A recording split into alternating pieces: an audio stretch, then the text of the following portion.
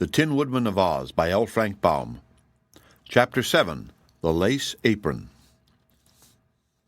"Now," said the canary in a tone more brisk than before, "we may talk together more freely, as Mrs. Yoop cannot hear us. Perhaps we can figure out a way to escape." "Open!" said Woot the monkey, still facing the door. But his command had no effect, and he slowly rejoined the others. "You cannot open any door or window in this enchanted castle unless you are wearing the magic apron," said the canary. "What magic apron do you mean?" asked the tin owl in a curious voice. "The lace one which the giantess always wears. I have been her prisoner in this cage for several weeks, and she hangs my cage in her bedroom every night so she can keep her eye on me," explained Polychrome the canary. "Therefore I have discovered that it is the magic apron that opens the doors and windows, and nothing else can move them. When she goes to bed, Mrs. Yoop hangs her apron on the bedpost, and one morning she forgot to put it on when she commanded the door to open, and the door would not move. So then she put on the lace apron, and the door obeyed her. That was how I learned the magic power of the apron." I see, said the little brown bear, wagging his stuffed head. "Then, if we could get the apron from Mrs. Yoop, we could open the doors and escape from our prison." "That is true, and it is the plan I was about to suggest," replied Polychrome the canary bird. "However, I don't believe the owl could steal the apron, or even the bear. But perhaps the monkey could hide in her room at night and get the apron while she is asleep." "I'll try it," cried Woot the monkey. "I'll try it this very night if I can manage to steal into her bedroom." "You mustn't think about it, though," warned the bird, "for she can read your thoughts whenever she cares to do so. And do not forget, before you escape, to take me with you. Once I am out of the power of the giantess, I may discover a way to save us all." "We won't forget you, our fairy friend," promised the boy. "But perhaps you can tell me how to get into the bedroom." "No," declared Polychrome, "I cannot advise you as to that. You must watch for a chance and slip in when Mrs. Yoop isn't looking." They talked it over for a little while longer, and then Mrs. Yoop returned. When she entered, the door opened suddenly at her command and closed as soon as her huge form had passed through the doorway. During that day she entered her bedroom several times on one errand or another, but always she commanded the door to close behind her, and her prisoners found not the slightest chance to leave the big hall in which they were confined. The green monkey thought it would be wise to make a friend of the big woman so as to gain her confidence, so he sat on the back of her chair and chatted to her while she mended her stockings and sewed silver buttons on some golden shoes that were as big as rowboats. This pleased the giantess, and she would pause at times to pat the monkey's head. The little brown bear curled up in a corner and lay still all day. The owl and the canary found they could converse together in bird language, which neither the giantess nor the bear nor the monkey could understand, so at times they twittered away to each other and passed the long dreary day quite cheerfully. After dinner, Mrs. Yoop took a big fiddle from a big cupboard and played such loud and dreadful music that her prisoners were all thankful when at last she stopped and said she was going to bed. After cautioning the monkey and bear and owl to behave themselves during the night, she picked up the cage containing the canary, and going to the door of her bedroom, commanded it to open. Just then, however, she remembered she had left her fiddle lying upon a table, so she went back for it and put it away in the cupboard, and while her back was turned, the green monkey slipped through the open door into her bedroom and hid underneath the bed. The giantess, being sleepy, did not notice this, and entering her room, she made the door close behind her and then hung the birdcage on a peg by the window. Then she began to undress, first taking off the lace apron and laying it over the bedpost where it was within easy reach of her hand. As soon as Mrs. Yoop was in bed, the lights all went out, and Woot the monkey crouched under the bed and waited patiently until he heard the giantess snoring. Then he crept out, and in the dark felt around until he got hold of the apron which he had once tied around his own waist. Next, Woot tried to find the canary, and there was just enough moonlight showing through the window to enable him to see where the cage hung, but it was out of his reach. At first he was tempted to leave Polychrome and escape with his other friends, but remembering his promise to the Rainbow's daughter, Woot tried to think how to save her. A chair stood near the window, and this, showing dimly in the moonlight, gave him an idea. By pushing against it with all his might, he found he could move the giant chair a few inches at a time. So he pushed and pushed until the chair was beneath the birdcage, and then he sprang noiselessly upon the seat, for his monkey form enabled him to jump higher than he could as a boy, and from there to the back of the chair, and so managed to reach the cage and take it off the peg. Then down he sprang to the floor and made his way to the door. "Open!" he commanded, and at once the door obeyed and swung open. But his voice awakened Mrs. Yoop, who gave a wild cry and sprang out of bed with one bound. The green monkey dashed through the doorway, carrying the cage with him, and before the giantess could reach the door, it slammed shut and imprisoned her in her own bedchamber. The noise she made, pounding upon the door, and her yells of anger and dreadful threats of vengeance filled all our friends with terror, and Woot the monkey was so excited that in the dark he could not find the outer door of the hall. But the Tin Owl could see very nicely in the dark, so he guided his friends to the right place, and when all were grouped before the door, Woot commanded it to open. The magic apron proved as powerful as when it had been worn by the giantess, so a moment later they had rushed through the passage and were standing in the fresh night air outside the castle, free to go wherever they willed. The end of Chapter 7. The Tin Woodman of Oz by L. Frank Baum. Chapter 8. The Menace of the Forest. "Quick!" cried Polychrome the canary. "We must hurry, or Mrs. Yoop may find some way to recapture us even now. Let us get out of her valley as soon as possible." So they set off toward the east, moving as swiftly as they could, and for a long time they could hear the yells and struggles of the imprisoned giantess. The green monkey could run over the ground very swiftly, and he carried with him the birdcage containing Polychrome, the rainbow's daughter. Also, the Tin Owl could skip and fly along at a good rate of speed, his feathers rattling against one another with a tinkling sound as he moved. But the little brown bear, being stuffed with straw, was a clumsy traveler, and the others had to wait for him to follow. However, they were not very long in reaching the ridge that led out of Mrs. Yoop's valley, and when they had passed this ridge and descended into the next valley, they stopped to rest, for the green monkey was tired. "I believe we are safe now," said Polychrome when her cage was set down, and the others had all gathered round it, "for Mrs. Yoop dares not go outside of her own valley for fear of being captured by her enemies. So we may take time to consider what to do next." "I'm afraid poor Mrs. Yoop will starve to death if no one lets her out of her bedroom," said Woot, who had a heart as kind as that of the Tin Woodman.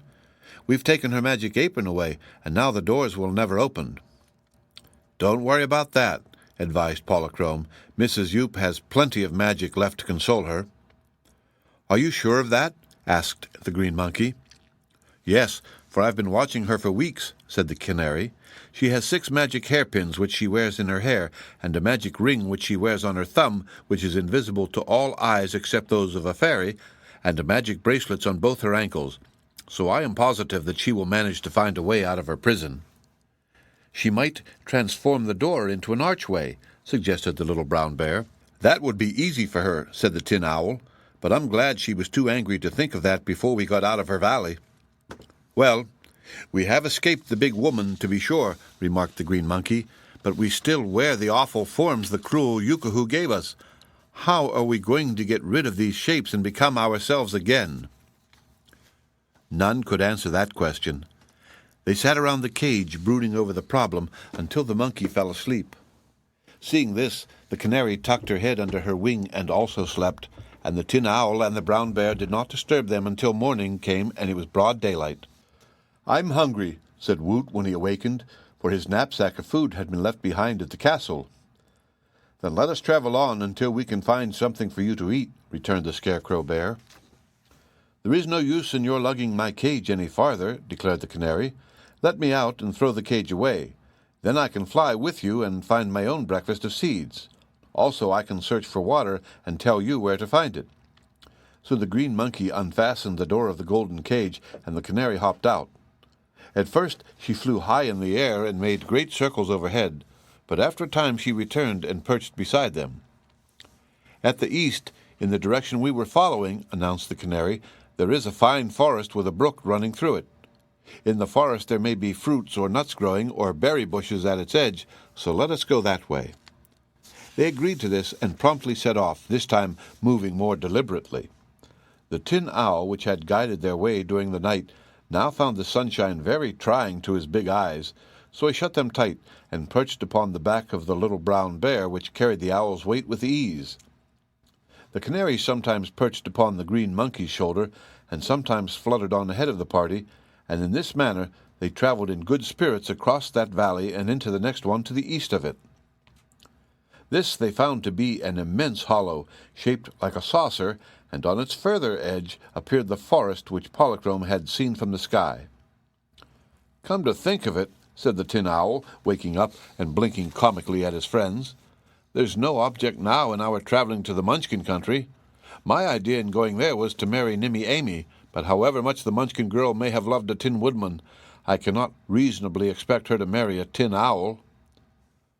"There is some truth in that, my friend," remarked the brown bear, "and to think that I, who was considered the handsomest scarecrow in the world, am now condemned to be a scrubby, no-account beast whose only redeeming feature is that he is stuffed with straw." "Consider my case, please," said Woot. "The cruel giantess has made a monkey of a boy, and that is the most dreadful deed of all." "Your color is rather pretty," said the brown bear, eyeing Woot critically. "I've never seen a pea-green monkey before, and it strikes me you are quite gorgeous." "It isn't so bad to be a bird," asserted the canary, fluttering from one to another with a free and graceful motion, "but I long to enjoy my own shape again." "As Polychrome, you were the loveliest maiden I have ever seen, except, of course, Ozma," said the tin owl. "So the giantess did well to transform you into the loveliest of all birds, if you were to be transformed at all. But tell me, since you are a fairy and have a fairy wisdom, do you think we shall be able to break these enchantments?" "Queer things happen in the land of Oz," replied the canary, again perching on the green monkey's shoulder and turning one bright eye thoughtfully toward her questioner. "Mrs. Yoop has declared that none of her transformations can ever be changed, even by herself, but I believe that if we could get to Glinda the good sorceress, she might find a way to restore us to our natural shapes. Glinda, as you know, is the most powerful sorceress in the world, and there are few things she cannot do if she tries." "In that case," said the little brown bear, "let us return southward and try to get to Glinda's castle. It lies in the Quadling country, you know, so it is a good way from here. First, however, let us visit the forest and search for something to eat," pleaded Woot. So they continued on to the edge of the forest, which consisted of many tall and beautiful trees. They discovered no fruit trees at first, so the green monkey pushed on into the forest depths, and the others followed close behind him. They were traveling quietly along under the shade of the trees, when suddenly an enormous jaguar leaped upon them from a limb, and with one blow of his paw sent the little brown bear tumbling over and over until he was stopped by a tree trunk. Instantly they all took alarm. The tin owl shrieked, "Hoot, hoot!" and flew straight up to the branch of a tall tree, although he could scarcely see where he was going. The canary swiftly darted to a place beside the owl, and the green monkey sprang up, caught a limb, and soon scrambled to a high perch of safety. The jaguar crouched low, and with hungry eyes regarded the little brown bear, which slowly got upon its feet and asked reproachfully, "For goodness sake, beast, what were you trying to do?" "Trying to get my breakfast," answered the jaguar with a snarl, "and I believe I've succeeded. You ought to make a delicious meal, unless you happen to be old and tough." "I'm worse than that, considered as a breakfast," said the bear, "for I'm only a skin stuffed with straw, and therefore not fit to eat." "Indeed?" cried the jaguar in a disappointed voice. "Then you must be a magic bear or enchanted, and I must seek my breakfast from among your companions." With this he raised his lean head to look up at the tin owl and the canary and the monkey, and he lashed his tail upon the ground and growled as fiercely as any jaguar could. "My friends are enchanted also," said the little brown bear. "All of them?" asked the jaguar. "Yes. The owl is tin, so you couldn't possibly eat him.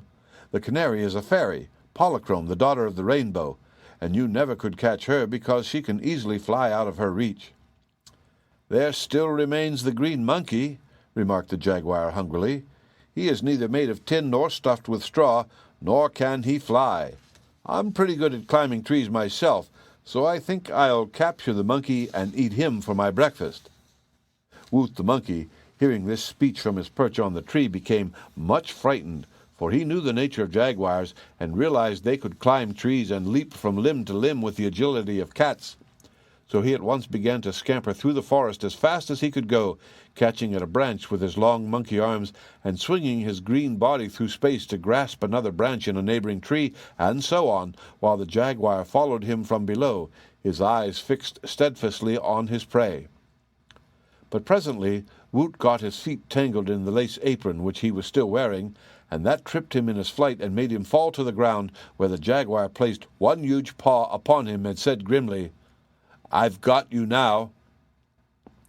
The fact that the apron had tripped him made Woot remember its magic powers, and in his terror he cried out, "Open!" without stopping to consider how this command might save him.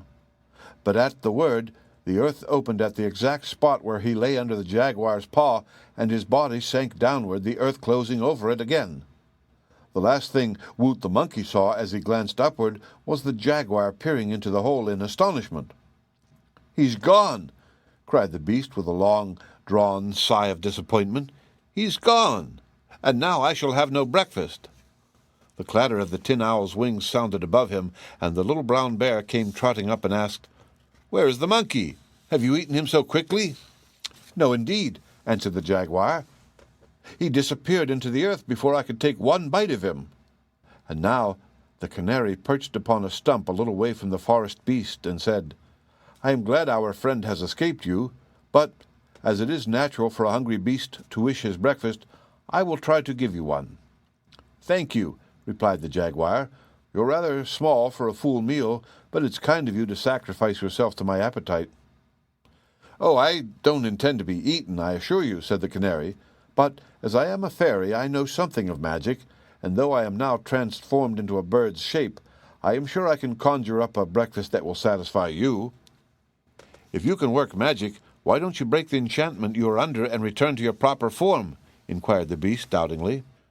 "I haven't the power to do that," answered the canary, "for Mrs. Yoop, the giantess who transformed me, used a peculiar form of Yookoohoo magic that is unknown to me. However, she could not deprive me of my own fairy knowledge, so I will try to get you a breakfast." "Do you think a magic breakfast would taste good or relieve the pangs of hunger I now suffer?" asked the jaguar. "I am sure it would. What would you like to eat?" "Give me a couple of fat rabbits," said the beast. "Rabbits? No, indeed. I'd not allow you to eat the dear little things," declared Polychrome the canary. "Well, 3 or 4 squirrels, then," pleaded the jaguar. "Do you think me so cruel?" demanded the canary indignantly. "The squirrels are my especial friends." "How about a plump owl?" asked the beast. "Not a tin one, you know, but a real meat owl." "Neither beast nor bird shall you have," said Polychrome in a positive voice. "Give me a fish, then. There's a river a little way off," proposed the jaguar. "No living thing shall be sacrificed to feed you," returned the canary. "Then what in the world do you expect me to eat?" said the jaguar in a scornful tone. "How would mush and milk do?" asked the canary. The jaguar snarled in derision and lashed his tail against the ground angrily. "Give him some scrambled eggs on toast, Polly," suggested the bear Scarecrow. "He ought to like that." "I will," responded the canary, and fluttering her wings, she made a flight of 3 circles around the stump. Then she flew up to a tree, and the bear and the owl and the jaguar saw that upon the stump had appeared a great green leaf upon which was a large portion of scrambled eggs on toast, smoking hot. "There," said the bear, "eat your breakfast, friend jaguar, and be content." The jaguar crept closer to the stump and sniffed the fragrance of the scrambled eggs. They smelled so good that he tasted them, and they tasted so good that he ate the strange meal in a hurry, proving he had been really hungry. "I prefer rabbits," he muttered, licking his chops, "but I must admit the magic breakfast has filled my stomach full and brought me comfort, so I'm much obliged for the kindness, little fairy, and I'll now leave you in peace."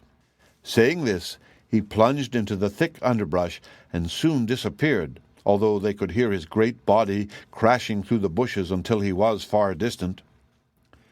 "That was a good way to get rid of that savage beast, Polly," said the Tin Woodman to the canary. But I'm surprised that you didn't give our friend Woot a magic breakfast when you knew he was hungry." "The reason for that," answered Polychrome, "was that my mind was so intent on other things that I quite forgot my power to produce food by magic. But where is the monkey boy?" "Gone," said the Scarecrow Bear solemnly. "The earth has swallowed him up." The end of Chapter 8. The Tin Woodman of Oz by L. Frank Baum. Chapter 9. The Quarrelsome Dragons. The green monkey sank gently into the earth for a little way, and then tumbled swiftly through space, landing on a rocky floor with a thump that astonished him. Then he sat up, found that no bones were broken, and gazed around him. He seemed to be in a big underground cave which was dimly lighted by dozens of big round discs that looked like moons. They were not moons, however, as Woot discovered when he had examined the place more carefully. They were eyes. The eyes were in the heads of enormous beasts whose bodies trailed far behind them. Each beast was bigger than an elephant and 3 times as long, and there were a dozen or more of the creatures scattered here and there about the cavern.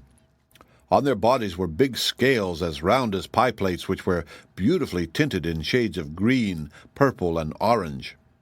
On the ends of their long tails were clusters of jewels. Around the great moon-like eyes were circles of diamonds which sparkled in the subdued light that glowed from the eyes.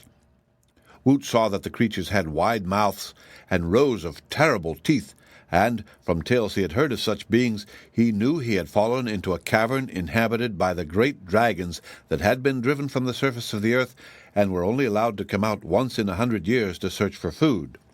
Of course, he had never seen dragons before, yet there was no mistaking them, for they were unlike any other living creatures.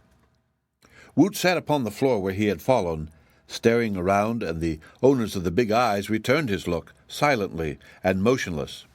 Finally, one of the dragons, which was farthest away from him, asked in a deep, grave voice, "What was that?"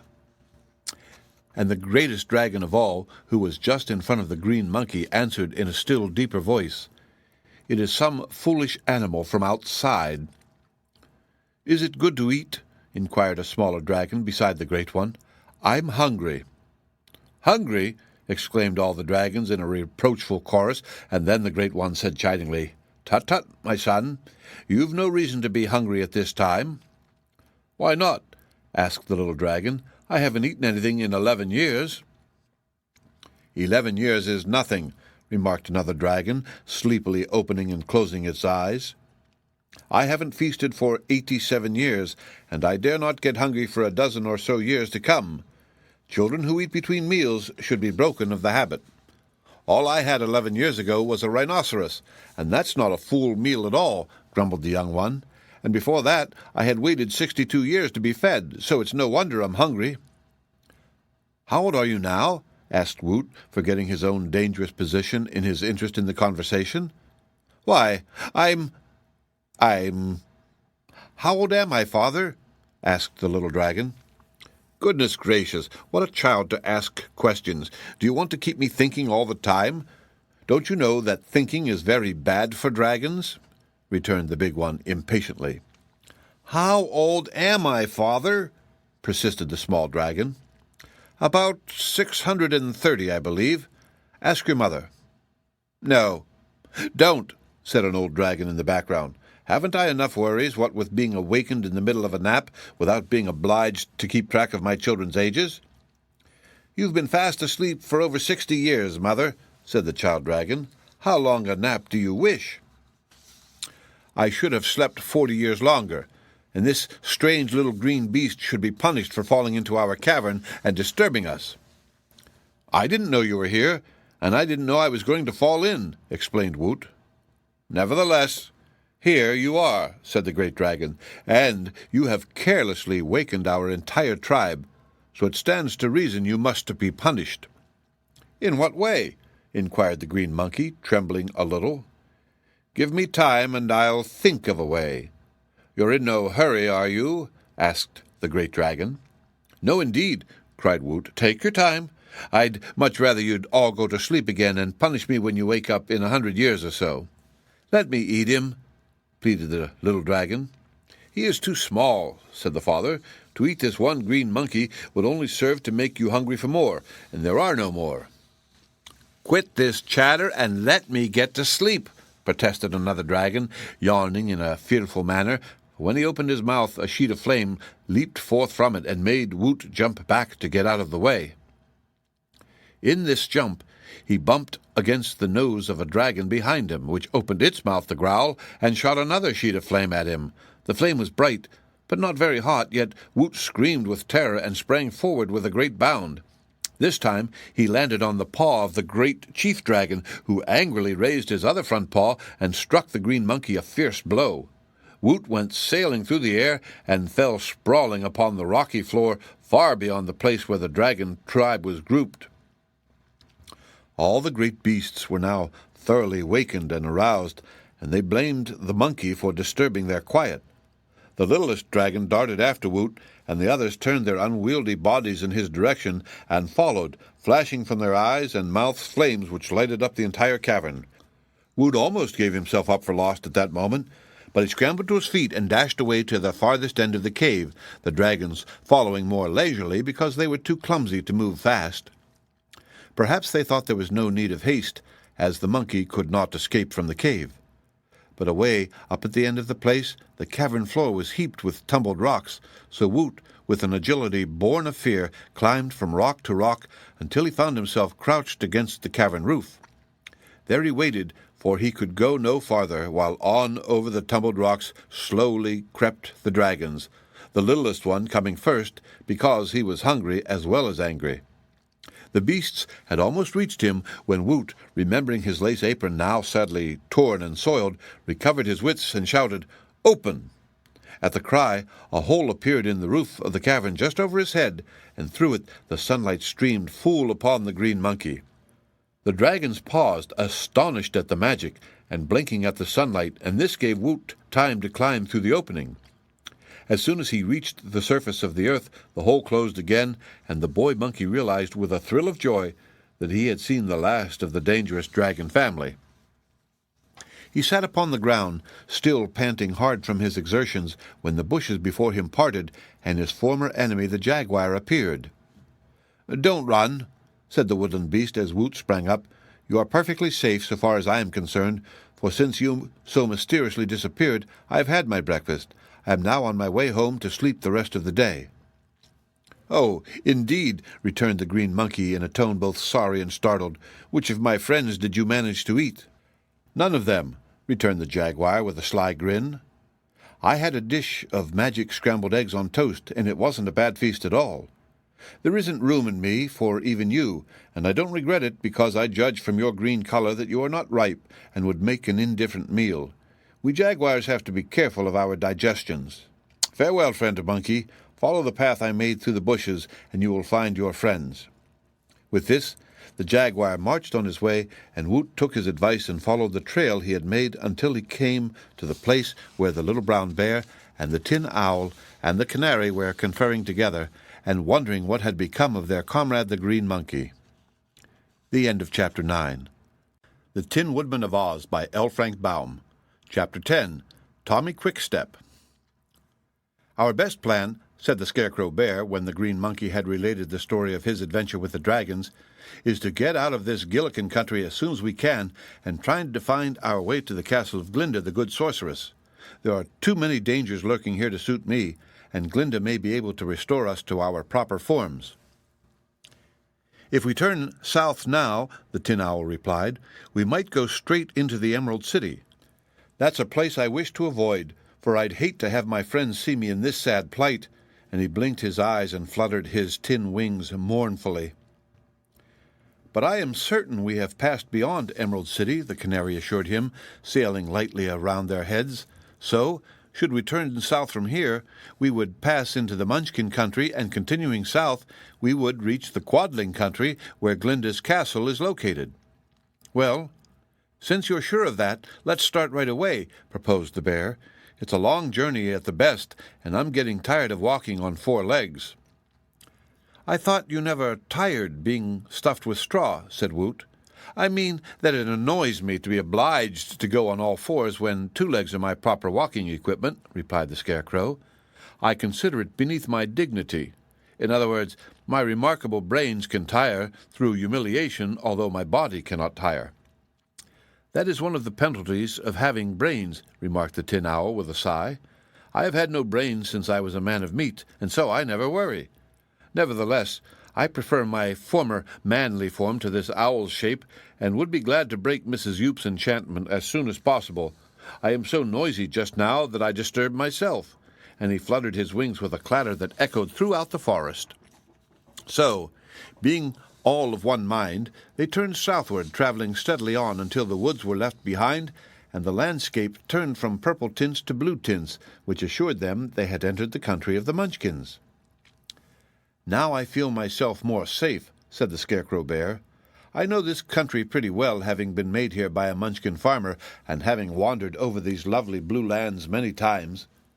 Seems to me, indeed, that I even remember that group of 3 tall trees ahead of us, and if I do, we are not far from the home of my friend Ginger. Who is Ginger? Asked Woot the Green Monkey. Haven't you heard of Ginger? Exclaimed the Scarecrow in surprise. No, said Woot. Is Ginger a man, a woman, a beast, or a bird? Ginger is a girl, explained the Scarecrow Bear.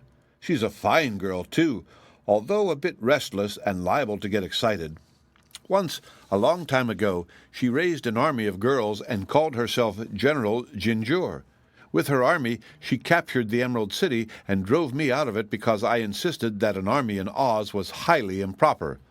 But Ozma punished the rash girl, and afterward Ginger and I became fast friends. Now, Ginger lives peacefully on a farm near here and raises fields of cream puffs, chocolate caramels, and macaroons. They say she's a pretty good farmer, and in addition to that she's an artist and paints pictures so perfect that one can scarcely tell them from nature. She often repaints my face for me when it gets worn or mussy, and the lovely expression I wore when the giantess transformed me was painted by Ginger only a month or so ago. It was certainly a pleasant expression, agreed Woot. Ginger can paint anything, continued the Scarecrow Bear with enthusiasm as they walked along together. Once, when I came to her house, my straw was old and crumpled so that my body sagged dreadfully. I needed new straw to replace the old, but Ginger had no straw on all her ranch, and I was really unable to travel farther until I had been restuffed. When I explained this to Ginger, the girl at once painted a straw stack which was so natural that I went to it and secured enough straw to fill all my body. It was a good quality of straw, too, and lasted me a long time. This seemed very wonderful to Woot, who knew that such a thing could never happen in any place but a fairy country like Oz. The Munchkin country was much nicer than the Gillikin country, and all the fields were separated by blue fences, with grassy lanes and paths of blue ground, and the land seemed well cultivated. They were on a little hill looking down upon this favourite country, but had not quite reached the settled parts, when, on turning a bend in the path, they were halted by a form that barred their way. A more curious creature they had seldom seen, even in the land of Oz, where curious creatures abound. It had the head of a young man, evidently a Munchkin, with a pleasant face and hair neatly combed, but the body was very long, for it had 20 legs, 10 legs on each side, and this caused the body to stretch out and lie in a horizontal position so that all the legs could touch the ground and stand firm. From the shoulders extended 2 small arms, at least they seemed small beside so many legs. This odd creature was dressed in the regulation clothing of the Munchkin people, a dark blue coat neatly fitting the long body, and each pair of legs having a pair of sky-blue trousers with blue-tinted stockings and blue leather shoes turned up at the pointed toes. "I wonder who you are," said Polychrome the canary, fluttering above the strange creature, who had probably been asleep on the path. "I sometimes wonder myself who I am," replied the many-legged young man, "but in reality I am Tommy Quickstep, and I live in a hollow tree that fell to the ground with age. I have polished the inside of it and made a door at each end, and that's a very comfortable residence for me because it just fits my shape." "How did you happen to have such a shape?" asked the Scarecrow Bear, sitting on his haunches and regarding Tommy Quickstep with a serious look. "Is the shape natural?" "No, it was wished on me," replied Tommy with a sigh. "I used to be very active and loved to run errands for anyone who needed my services. That was how I got the name of Tommy Quickstep. I could run an errand more quickly than any other boy, and so I was very proud of myself. One day, however, I met an old lady who was a fairy or a witch or something of the sort, and she said if I would run an errand for her to carry some magic medicine to another old woman, she would grant me just one wish, whatever the wish happened to be. Of course, I consented, and taking the medicine, I hurried away. It was a long distance, mostly uphill, and my legs began to grow weary. Without thinking what I was doing, I said aloud, 'Dear me, I wish I had 20 legs,' and in an instant I became the unusual creature you see beside you. 20 legs, 20, on one man. You may count them if you doubt my word." "You've got 'em all right," said Woot the monkey, who had already counted them. "After I had delivered the magic medicine to the old woman, I returned and tried to find the witch or fairy or whatever she was who had given me the unlucky wish so she could take it away again. I've been searching for her ever since, but never can I find her," continued poor Tommy Quickstep sadly. "I suppose," said the Tin Owl, blinking at him, "you can travel very fast with those 20 legs." "At first I was able to," was the reply, "but I traveled so much searching for the fairy or witch or whatever she was that I soon got corns on my toes. Now, a corn on one toe is not so bad, but when you have 100 toes, as I have, and get corns on most of them, it is far from pleasant.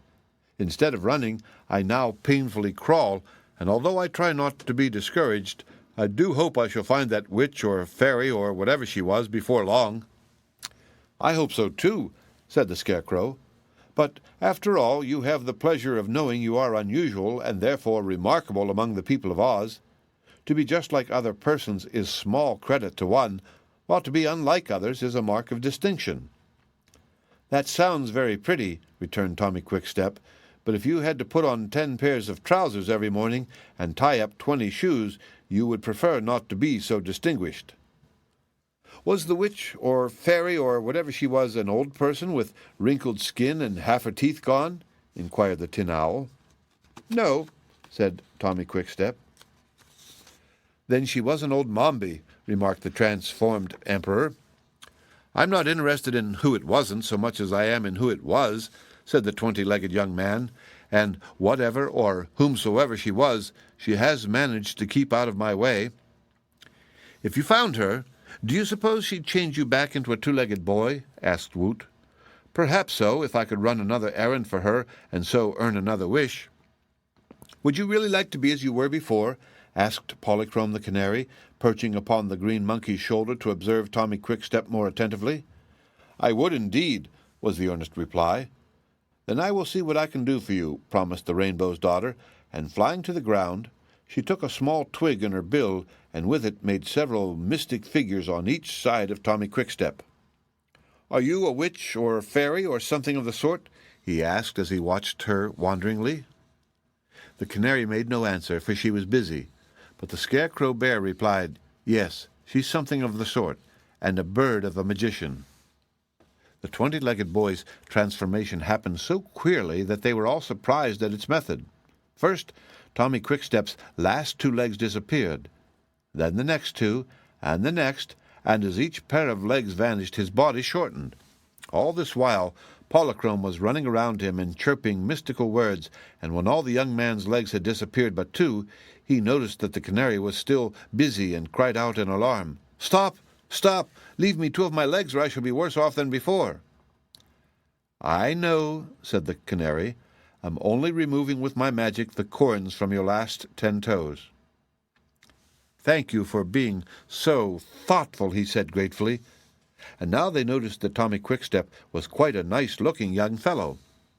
"What will you do now?" asked Woot the monkey. "First," he answered, "I must deliver a note which I've carried in my pocket ever since the witch or fairy or whatever she was granted my foolish wish.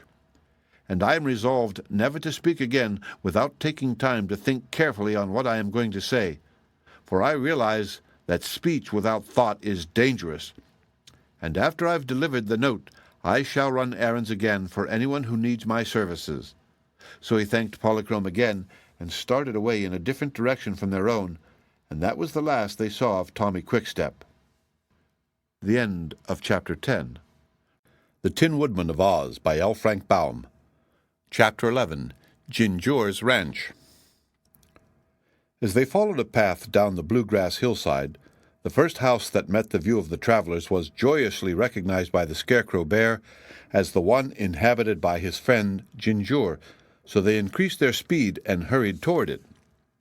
On reaching the place, however, they found the house deserted. The front door stood open, but no one was inside. In the garden surrounding the house were neat rows of bushes bearing cream puffs and macaroons, some of which were still green, but others ripe and ready to eat. Farther back were fields of caramels, and all the land seemed well cultivated and carefully tended. They looked through the fields for the girl farmer, but she was nowhere to be seen.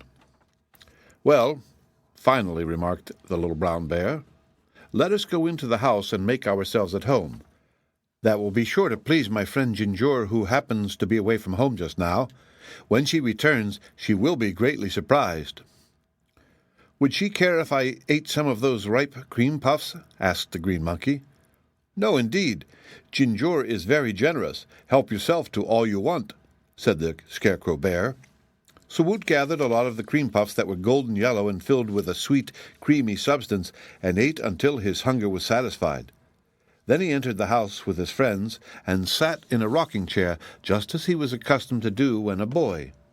The canary perched herself upon the mantel and daintily plumed her feathers. The tin owl sat on the back of another chair. The scarecrow squatted on his hairy haunches in the middle of the room. "I believe I remember the girl Ginger," remarked the canary in her sweet voice. "She cannot help us very much except to direct us on our way to Glinda's castle, for she does not understand magic. But she's a good girl, honest and sensible, and I'll be glad to see her." "All our troubles," said the owl with a deep sigh, "arose from my foolish resolve to seek Nimmy-Ammy and make her Empress of the Winkies, and while I wish to reproach no one, I must say that it was Woot the Wanderer who put the notion into my head." "Well, for my part, I am glad he did," responded the canary. "Your journey resulted in saving me from the giantess, and had you not traveled to the Yoop Valley, I would still be Mrs. Yoop's prisoner. It is much nicer to be free, even though I still bear the enchanted form of a canary bird."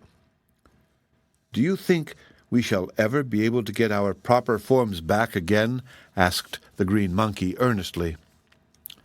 Polychrome did not make reply at once to this important question, but after a period of thoughtfulness she said, "I have been taught to believe that there is an antidote for every magic charm. Yet Mrs. Yoop insists that no power can alter her transformations. I realize that my own fairy magic cannot do it, although I have thought that we sky fairies have more power than is accorded to earth fairies. The Yookahoo magic is admitted to be very strange in its workings and different from the magic usually practiced, but perhaps Glinda or Ozma may understand it better than I. In them lies our only hope. Unless they can help us, we must remain forever as we are." "A canary bird on a rainbow wouldn't be so bad," asserted the tin owl, winking and blinking with his round tin eyes. "So if you can manage to find your rainbow again, you need have little to worry about." "That's nonsense, friend Chopper," exclaimed Woot. "I know just how Polychrome feels. A beautiful girl is much superior to a little yellow bird, and a boy, such as I was, far better than a green monkey. Neither of us can be happy again unless we recover our rightful forms." "I feel the same way," announced the stuffed bear. "What do you suppose my friend the patchwork girl would think of me if she saw me wearing this beastly shape?" "She'd laugh until she cried," admitted the tin owl. "For my part, I'll have to give up the notion of marrying Nimmy-Ammy, but I'll try not to let that make me unhappy. If it's my duty, I'd like to do my duty, but if magic prevents my getting married, I'll flutter along all by myself and be just as contented." Their serious misfortunes made them all silent for a while, and as their thoughts were busy in dwelling upon the evils with which fate had burdened them, none noticed that Ginger had suddenly appeared in the doorway and was looking at them in astonishment. The next moment her astonishment changed to anger, for there in her best rocking-chair sat a green monkey. A great shiny owl perched upon another chair, and a brown bear squatted upon her parlor rug. Ginger did not notice the canary, but she caught up a broomstick and dashed into the room, shouting as she came, "Get out of here, you wild creatures! How dare you enter my house?" With a blow of her broom, she knocked the brown bear over, and the tin owl tried to fly out of her reach and made a great clatter with his tin wings. The green monkey was so startled by the sudden attack that he sprang into the fireplace, where there was fortunately no fire, and tried to escape by climbing up the chimney. But he found the opening too small, and so was forced to drop down again. Then he crouched, trembling in the fireplace, his pretty green hair all blackened with soot and covered with ashes. From this position, Woot watched to see what would happen next. "Stop! Ginger, stop!" cried the brown bear when the broom again threatened him. "Don't you know me? I'm your old friend, the Scarecrow." "You're trying to deceive me, you naughty beast. I can see plainly that you are a bear, and a mighty poor specimen of a bear, too," retorted the girl. "That's because I'm not properly stuffed," he assured her. "When Mrs. Yoop transformed me, she didn't realize I should have more stuffing." "Who is Mrs. Yoop?" inquired Ginger, pausing with the broom still upraised. "A giantess in the Gillikin country." "Oh, I begin to understand. And Mrs. Yoop transformed you? You are really the famous Scarecrow of Oz?" "I was, Ginger. Just now, as you see me, a miserable little brown bear with a poor quality of stuffing. That tin owl is none other than our dear Tin Woodman, Nick Chopper, the Emperor of the Winkies, while this green monkey is a nice little boy we recently became acquainted with, Woot the Wanderer." "And I," said the canary, flying close to Ginger, "am Polychrome, the daughter of the rainbow in the form of a bird." "Goodness me!" cried Ginger, amazed. "That giantess must be a powerful sorceress, and as wicked as she is powerful." "She's a Yookahoo," said Polychrome. "Fortunately, we managed to escape from her castle, and we are now on our way to Glinda the Good to see if she possesses the power to restore us to our former shapes." "Then I must beg your pardons. All of you must forgive me," said Ginger, putting away the broom. "I took you to be a lot of wild, unmannerly animals, as was quite natural. You are very welcome to my home, and I'm sorry I haven't the power to help you out of your troubles. Please use my house and all that I have as if it were your own." At this declaration of peace, the bear got upon his feet, and the owl resumed his perch upon the chair, and the monkey crept out of the fireplace. Ginger looked at Woot critically and scowled. "For a green monkey," said she, "you're the blackest creature I ever saw, and you'll get my nice clean room all dirty with soot and ashes. Whatever possessed you to jump up the chimney?" I was scared," explained Woot, somewhat ashamed. "Well, you need renovating, and that's what will happen to you right away. Come with me," she commanded. "What are you going to do?" asked Woot. "Give you a good scrubbing," said Ginger. Now, neither boys nor monkeys relished being scrubbed, so Woot shrank away from the energetic girl, trembling fearfully. But Ginger grabbed him by his paw and dragged him out to the backyard, where, in spite of his whines and struggles, she plunged him into a tub of cold water and began to scrub him with a stiff brush and a cake of yellow soap. This was the hardest trial that Woot had endured since he became a monkey, but no protest had any influence with Ginger, who lathered and scrubbed him in a businesslike manner and afterward dried him with a coarse towel. The bear and the owl gravely watched this operation and nodded approval when Woot's silky green fur shone clear and bright in the afternoon sun. The canary seemed much amused and laughed a silvery ripple of laughter as she said, "Very well done, my good Ginger. I admire your energy and judgment, but I had no idea a monkey could look so comical as this monkey did while he was being bathed." "I'm not a monkey at all," declared Woot resentfully. "I'm just a boy in a monkey's shape, that's all." "If you can explain to me the difference," said Ginger, "I'll agree not to wash you again, that is, unless you foolishly get into the fireplace."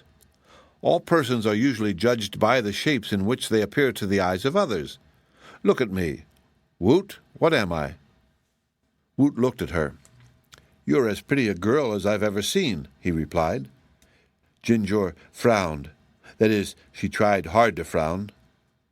"Come out into the garden with me," she said, "and I'll give you some of the most delicious caramels you ever ate. They're a new variety that no one can grow but me, and they have a heliotrope flavor." The end of Chapter 11.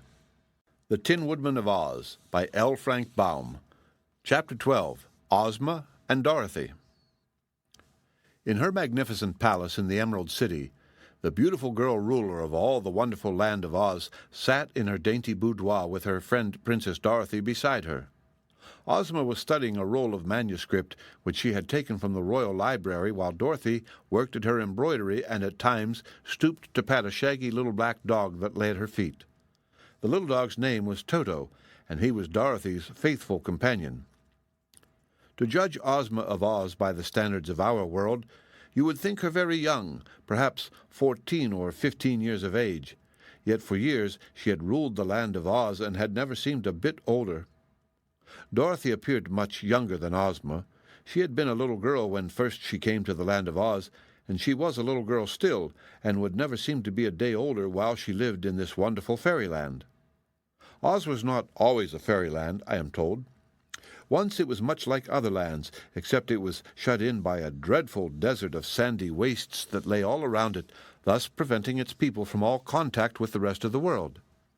Seeing this isolation, the fairy band of Queen Lurline, passing over Oz while on a journey, enchanted the country and so made it into a fairyland.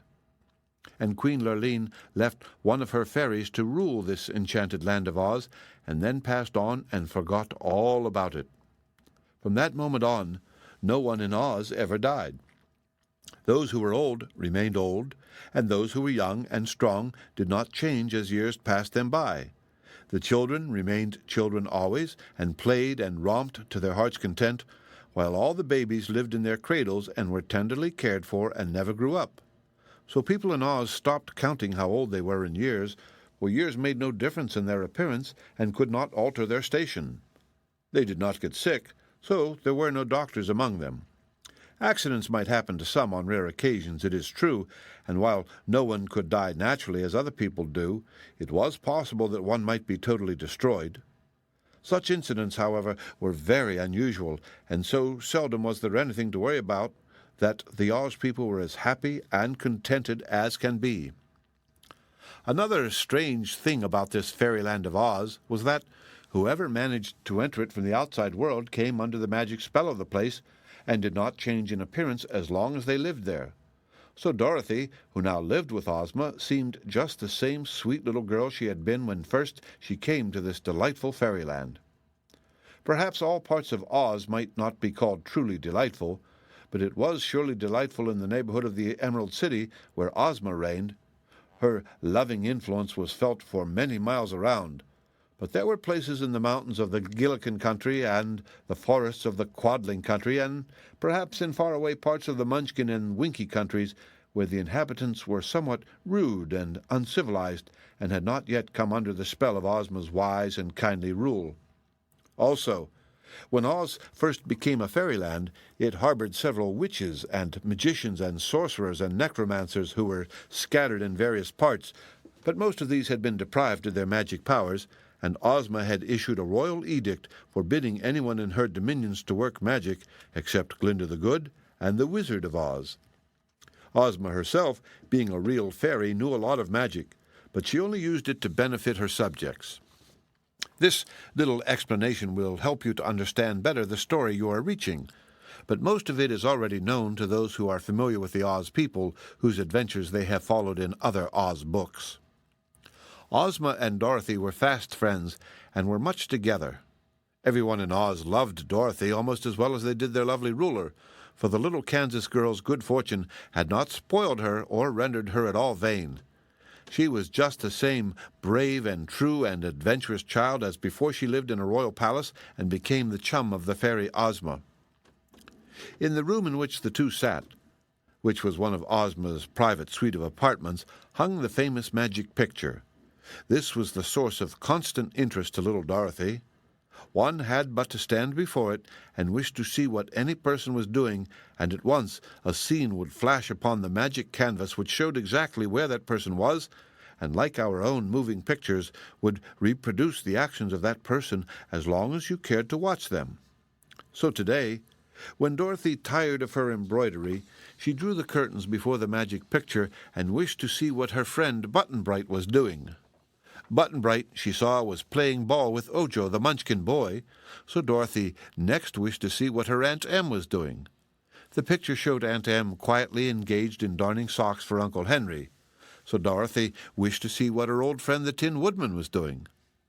The Tin Woodman was then just leaving his tin castle in the company of the Scarecrow and Woot the Wanderer. Dorothy had never seen this boy before, so she wondered who he was. Also, she was curious to know where the three were going, for she noticed Woot's knapsack and guessed that they had started on a long journey. She asked Ozma about it, but Ozma did not know.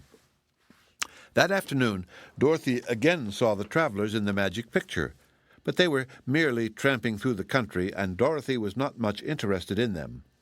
A couple of days later, however, the girl, being again with Ozma, wished to see her friends the Scarecrow and the Tin Woodman in the magic picture, and on this occasion found them in the great castle of Mrs. Yoop, the giantess, who was at this time about to transform them. Both Dorothy and Ozma now became greatly interested and watched the transformations with indignation and horror. "What a wicked giantess!" exclaimed Dorothy. "Yes," answered Ozma. "She must be punished for this cruelty to our friends and to the poor boy who is with them." After this, they followed the adventure of the little brown bear and the tin owl and the green monkey with breathless interest, and were delighted when they escaped from Mrs. Yoop. They did not know then who the canary was, but realized it must be the transformation of some person of consequence whom the giantess had also enchanted. When finally the day came when the adventurers headed south into the Munchkin country, Dorothy asked anxiously, "Can't something be done for them, Ozma? Can't you change them back into their own shapes? They've suffered enough from these dreadful transformations, seems to me." "I've been studying ways to help them ever since they were transformed," replied Ozma. "Mrs. Yoop is now the only Yookoohoo in my dominions, and the Yookoohoo magic is very peculiar and hard for others to understand. Yet I am resolved to make the attempt to break these enchantments. I may not succeed, but I shall do the best I can. From the directions our friends are taking, I believe they are going to pass by Jinjur's ranch, so if we start now, we may meet them there. Would you like to go with me, Dorothy?" "Of course," answered the little girl. "I wouldn't miss it for anything." "Then order the red wagon," said Ozma of Oz, "and we will start at once." Dorothy ran to do as she was bid, while Ozma went to her magic room to make ready the things she believed she would need. In half an hour the red wagon stood before the grand entrance of the palace, and before it was hitched the wooden sawhorse which was Ozma's favorite steed. This sawhorse, while made of wood, was very much alive and could travel swiftly and without tiring. To keep the ends of his wooden legs from wearing down short, Ozma had shod the sawhorse with plates of pure gold. His harness was studded with brilliant emeralds and other jewels, and so, while he himself was not at all handsome, his outfit made a splendid appearance. Since the sawhorse could understand her spoken words, Ozma used no reins to guide him. She merely told him where to go. When she came from the palace with Dorothy, they both climbed into the red wagon, and then the little dog Toto ran up and asked, "Are you going to leave me behind, Dorothy?" Dorothy looked at Ozma, who smiled in return and said, "Toto may go with us if you wish him to." So Dorothy lifted the little dog into the wagon, for, while he could run fast, he could not keep up with the speed of the wonderful sawhorse. Away they went, over hills and through meadows, covering the ground with astonishing speed. It is not surprising, therefore, that the red wagon arrived before Jinjur's house just as that energetic young lady had finished scrubbing the green monkey and was about to lead him to the caramel patch. The end of Chapter 12. The Tin Woodman of Oz by L. Frank Baum. Chapter 13. The Restoration. The Tin Owl gave a hoot of delight when he saw the red wagon draw up before Ginger's house, and the brown bear grunted and growled with glee and trotted toward Ozma as fast as he could wobble. As for the canary, it flew swiftly to Dorothy's shoulder and perched there, saying in her ear, "Thank goodness you have come to our rescue." "But who are you?" asked Dorothy. "Don't you know?" returned the canary. "No. For the first time we noticed you in the magic picture, you were just a bird as you are now. But we've guessed that the giant woman had transformed you, as she did the others." "Yes, I'm Polychrome, the rainbow's daughter," announced the canary. "Goodness me!" cried Dorothy. "How dreadful!" "Well, I make a rather pretty bird, I think," returned Polychrome, "but of course I'm anxious to resume my own shape and get back upon my rainbow." "Ozma will help you, I'm sure," said Dorothy. "How does it feel, Scarecrow, to be a bear?" she asked, addressing her old friend. "I don't like it," declared the Scarecrow bear. "This brutal form is quite beneath the dignity of a wholesome straw man." "And think of me," said the owl, perching upon the dashboard of the red wagon with much noisy clattering of his tin feathers. "Don't I look horrid, Dorothy, with eyes several sizes too big for my body, and so weak that I ought to wear spectacles?" "Well," said Dorothy, critically, as she looked him over, "you're nothing to brag of, I must confess, but Ozma will soon fix you up again."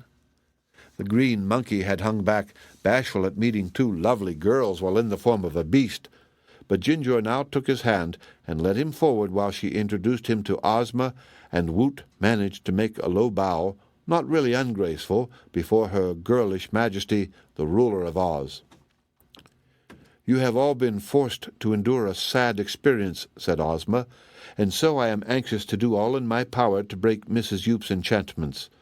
But first, tell me how you happened to stray into that lonely valley where Yoop Castle stands." Between them, they related the object of their journey, the Scarecrow bear telling of the Tin Woodman's resolve to find Nimmy Ammy and marry her as a just reward for her loyalty to him.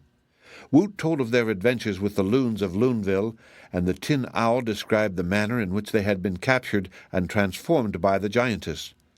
Then Polychrome related her story, and when all had been told, and Dorothy had several times reproved Toto for growling at the Tin Owl, Ozma remained thoughtful for a while, pondering upon what she had heard. Finally, she looked up and with one of her delightful smiles said to the anxious group, "I am not sure my magic will be able to restore every one of you, because your transformations are of such a strange and unusual character. Indeed, Mrs. Yoop was quite justified in believing no power could alter her enchantments.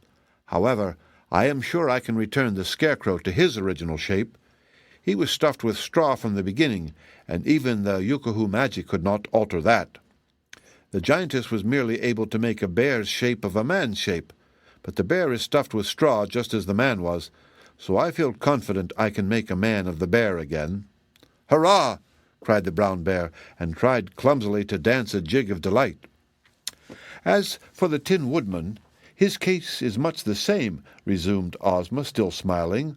"The power of the giantess could not make him anything but a tin creature, whatever shape she transformed him into, so it will not be impossible to restore him to his manly form. Anyhow, I shall test my magic at once and see if it will do what I have promised." She drew from her bosom a small silver wand, and making passes with the wand over the head of the bear, she succeeded in the brief space of a moment in breaking his enchantment. The original Scarecrow of Oz again stood before them, well stuffed with straw, and with his features nicely painted upon the bag which formed his head. The Scarecrow was greatly delighted, as you may suppose, and he strutted proudly around, while the powerful fairy, Ozma of Oz, broke the enchantment that had transformed the Tin Woodman and made a Tin Owl into a Tin Man again.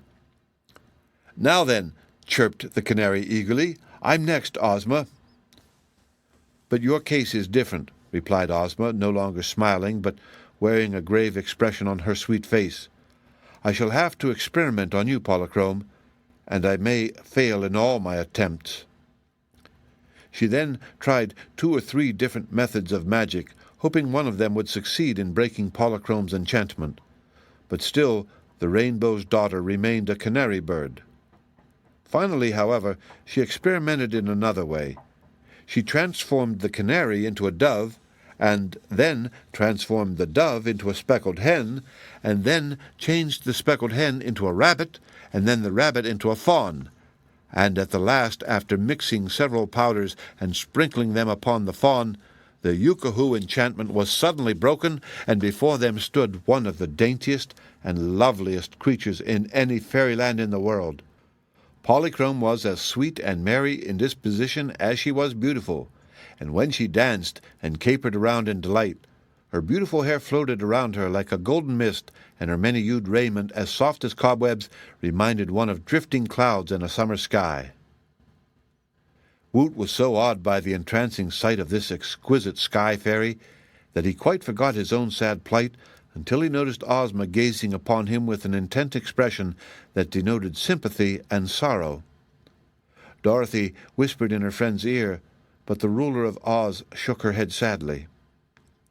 Ginger noticed this, and understanding Ozma's looks, took the paw of the green monkey in her own hand and patted it softly. "Never mind," she said to him. "You are a very beautiful color, and a monkey can climb better than a boy and do a lot of other things no boy can ever do." "What's the matter?" asked Woot, a sinking feeling at his heart. "Is Ozma's magic all used up?" Ozma herself answered him. "Your form of enchantment, my poor boy," she said pityingly, "is different from that of the others. Indeed, it is a form that is impossible to alter by any magic known to fairies or Yookahoos. The wicked giantess was well aware, when she gave you the form of a green monkey, that the green monkey must exist in the land of Oz for all future time." Woot drew a long sigh. "Well, that's pretty hard luck," he said bravely. "But if it can't be helped, I must endure it, that's all. I don't like being a monkey, but what's the use of kicking against my fate?" They were all very sorry for him, and Dorothy anxiously asked Ozma, "Couldn't Glinda save him?" "No," was the reply. "Glinda's power in transformations is no greater than my own. Before I left my palace, I went to my magic room and studied Woot's case very carefully. I found that no power can do away with the green monkey. He might transfer or exchange his form with some other person, it is true, but the green monkey we cannot get rid of by any magic arts known to science." "But, see here," said the Scarecrow, who had listened intently to this explanation, "why not put the monkey's form on someone else?" "Who would agree to make the change?" asked Ozma. "If by force we caused anyone else to become a green monkey, we would be as cruel and wicked as Mrs. Yoop. And what good would an exchange do?" she continued. "Suppose, for instance, we worked the enchantment and made Toto into a green monkey. At the same moment, Woot would become a little dog." "Leave me out of your magic, please," said Toto with a reproachful growl. "I wouldn't become a green monkey for anything." "And I wouldn't become a dog," said Woot. "A green monkey is much better than a dog, it seems to me." "That is only a matter of opinion," answered Toto. "Now, here's another idea," said the Scarecrow. "My brains are working finely today, you must admit. Why not transform Toto into Woot the Wanderer, and then have them exchange forms? The dog would become a green monkey, and the monkey would have his own natural shape again." "To be sure," cried Ginger. "That's a fine idea." "Leave me out of it," said Toto. "I won't do it." "Wouldn't you be willing to become a green monkey? See what a pretty color it is, so that this poor boy could be restored to his own shape?" asked Ginger pleadingly. "No," said Toto. "I don't like that plan the least bit," declared Dorothy, "for then I wouldn't have any little dog." "But you'd have a green monkey in his place," persisted Ginger, who liked Woot and wanted to help him. "I don't want a green monkey," said Dorothy positively. "Don't speak of this again, I beg of you," said Woot. "This is my own misfortune, and I would rather suffer it alone than deprive Princess Dorothy of her dog, or deprive the dog of his proper shape. And perhaps even Her Majesty Ozma of Oz might not be able to transform anyone else into the shape of Woot the Wanderer." "Yes, I believe I might do that," Ozma returned. "But Woot is quite right. We are not justified in inflicting upon anyone, man or dog, the form of a green monkey. Also, it is certain that in order to relieve the boy of the form he now wears, we must give it to someone else, who would be forced to wear it always." "I wonder," said Dorothy thoughtfully, "if we couldn't find someone in the land of Oz who would be willing to become a green monkey. Seems to me a monkey is active and spry, and he can climb trees and do a lot of clever things, and green isn't a bad color for a monkey. It makes him unusual." "I wouldn't ask anyone to take this dreadful form," said Woot. "It wouldn't be right, you know. I've been a monkey for some time now, and I don't like it. It makes me ashamed to be a beast of this sort when by right of birth I'm a boy. So I'm sure it would be wicked to ask anyone else to take my place." They were all silent, for they knew he spoke the truth. Dorothy was almost ready to cry with pity, and Ozma's sweet face was sad and disturbed. The Scarecrow rubbed and patted his stuffed head to try to make it think better, while the Tin Woodman went into the house and began to oil his tin joints so that the sorrow of his friends might not cause him to weep. Weeping is liable to rust tin, and the Emperor prided himself upon his highly polished body, now doubly dear to him because for a time he had been deprived of it. Polychrome had danced down the garden paths and back again a dozen times, for she was seldom still a moment.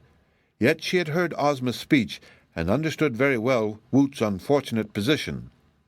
But the Rainbow's daughter, even while dancing, could think and reason very clearly, and suddenly she solved the problem in the nicest possible way. Coming close to Ozma, she said, "Your Majesty, all this trouble was caused by the wickedness of Mrs. Yoop the giantess. Yet even now that cruel woman is living in her secluded castle, enjoying the thought that she has put this terrible enchantment on Woot the Wanderer. Even now she is laughing at our despair because we can find no way to get rid of the green monkey. Very well, we do not wish to get rid of it. Let the woman who created the form wear it herself, as a just punishment for her wickedness. I am sure your fairy power can give to Mrs. Yoop the form of Woot the Wanderer, even at this distance from her, and then it will be possible to exchange the two forms. Mrs. Yoop will become the green monkey, and Woot will recover his own form again." Ozma's face brightened as she listened to this clever proposal. "Thank you, Polychrome," said she. "The task you propose is not so easy as you suppose, but I will make the attempt, and perhaps I may succeed." The end of Chapter 13.